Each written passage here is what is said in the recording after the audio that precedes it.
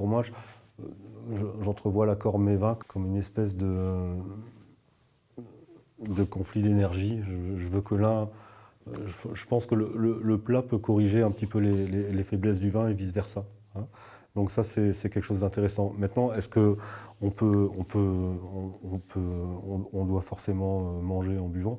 Alors moi, absolument pas.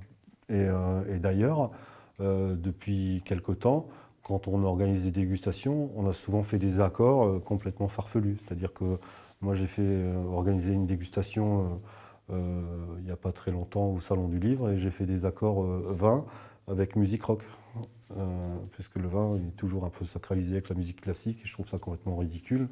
Et il y a des vins qui foutent le blues et qui marchent très très bien avec le blues. Il y a des vins qui marchent, qui ont un dynamisme et qui marchent très bien donc le vin, ça peut s'accorder avec la gastronomie, mais ça peut s'accorder avec la musique, et puis ça peut s'accorder avec rien du tout aussi.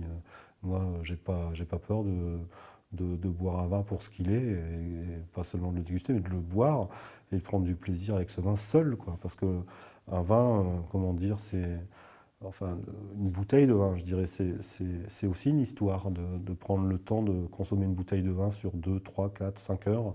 C'est un voyage magnifique et quand on a un vin extrêmement complexe, bah, parfois ça mérite le fait de se mettre dans un espèce d'isolement à deux, la bouteille et soi, et de vivre cette aventure sans avoir besoin d'autre chose pour la mettre en valeur ou pour la dévaloriser selon je ne sais quoi. Mais en tout cas, le vin, c'est pas une boisson, en fait. C'est quelque chose qui nourrit l'esprit. Donc quand le vin est grand, il peut très très bien être consommé tout seul, sans rien autour. La viticulture de haut niveau, c'est quelque chose de très rare. Il y a très très peu de... Malheureusement, je trouve, il y a très très peu de grands domaines. Et quand je dis grand domaine, c'est pas seulement euh, la, la- la reconnaissance de l'étiquette ou du prix de vente du vin.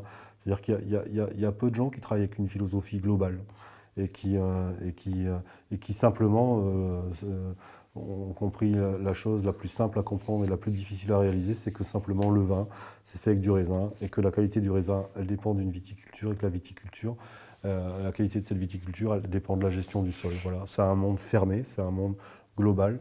Et en fait, malheureusement, on vit dans un monde de spécialistes et où chacun est spécialisé dans son truc et finalement les gens se rencontrent pas beaucoup et dans la majeure des cas, on est très très interventionniste simplement parce qu'on doit corriger des déséquilibres, c'est tout.